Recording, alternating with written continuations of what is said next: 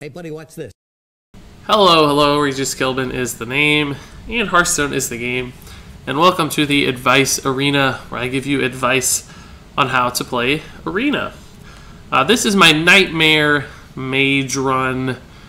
This is the list from Tentacle of N'Zoth down to Water Ellie and Darkspeaker, finishing it off with the Eldritch Horror. So far, as you can see, we're 7-2 with the Nightmare Mage. So hopefully this part 4 video won't just be one game finalizing our third loss. Hopefully we can string together a couple wins, make this video worth it. I still have hopes that this deck can pull out 8, 9, 10 wins, perhaps. Maybe not much higher since we don't have area of effect removal, but our curve is consistent enough and our minion quality is high enough that I think we shouldn't cap out just yet at 7 wins. Now, of course, I did lose a game pretty outright just due to a blunder on my part in the previous video, so we really should be about 8-1. But that happens. That's part of the reason Arena requires skill. Careful thinking and planning. Here we are again with the Hearthstone fumbles of the loading screen. It will likely tell me I have been reconnected to my game and that I'm resuming, even though I don't know why we disconnected in the first place. So we'll see.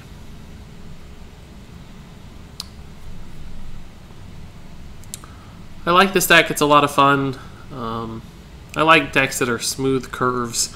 Of course, with Mage, a real benefit, though, yeah, there we go, is area of effect removal from like Flame Strike. Unfortunately, we didn't get offered a Flame Strike, so we don't have a lot of that recovery power. It's really just getting out and playing smart and making good trades and setting up our efficient board. And we do have a couple tempo cards like the Nerubian Prophet that can sometimes help us build a really big scary board all at once. Alright, so we've got a Golden Paladin. This is scary. Paladin's a tough class anyway, and this one is golden, so he knows what he's doing, at least in constructed play.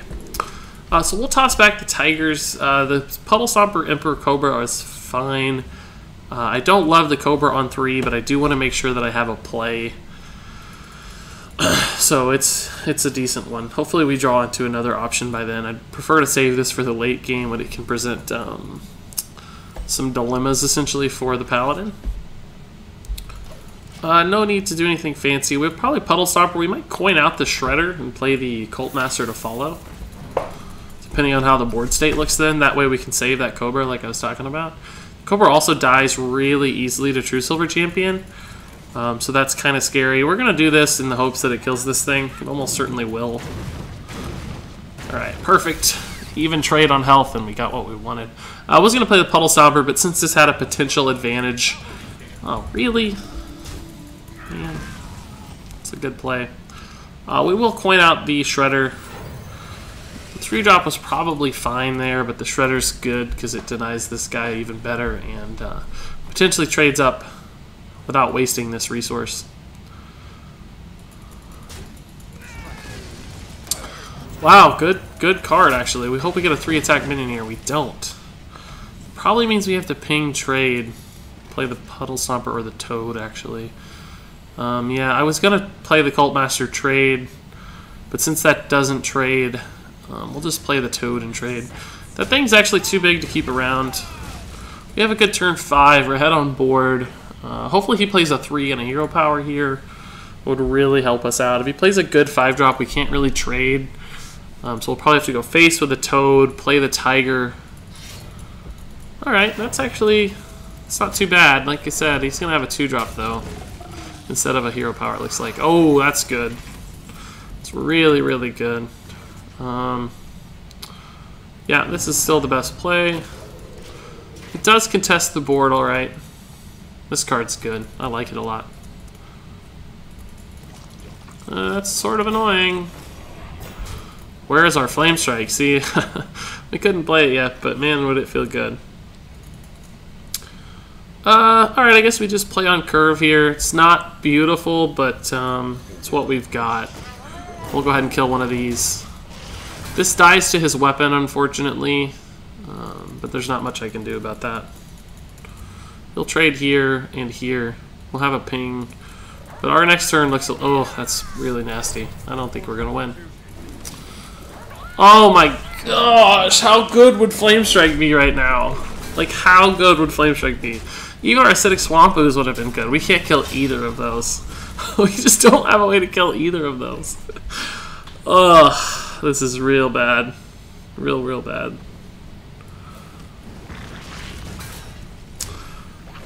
I'm trading there to protect this guy a little better, but, I mean, like, what can I do? This might contest one of those. I don't know, the Horror might get us out of trouble somehow. That's bad, at least. That's not great.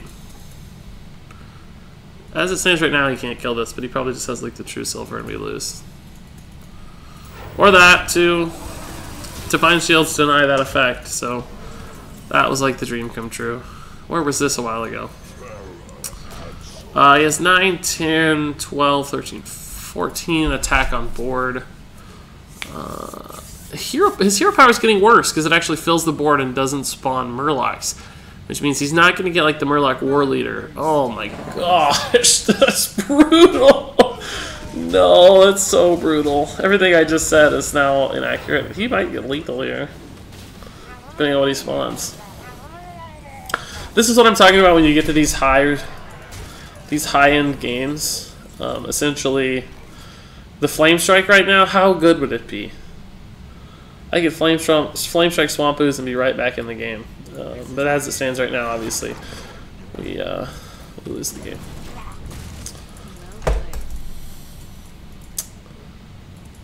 Yeah, that was tough. I don't think that was a winnable game. Maybe if he hadn't gotten the second Murloc Knight, maybe we could have recovered a little bit, but we just didn't have a way to kill the Murloc Knight.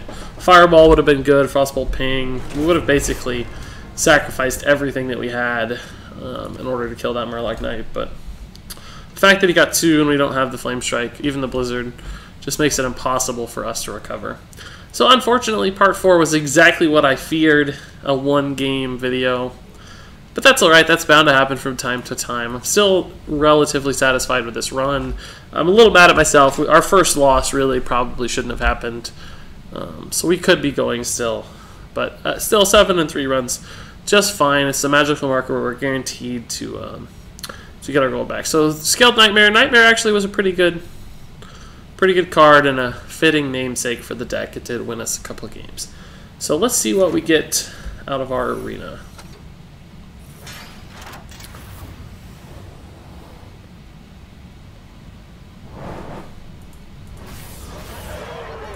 Alright, so we got 5 extra gold from what we put in, a little extra dust, and a nice new shiny gross old gods pack. So let's get a legendary to make things right with my misplay, right? Get rewarded for my misplay with a nice new orange. Yeah, double rares, not bad at all.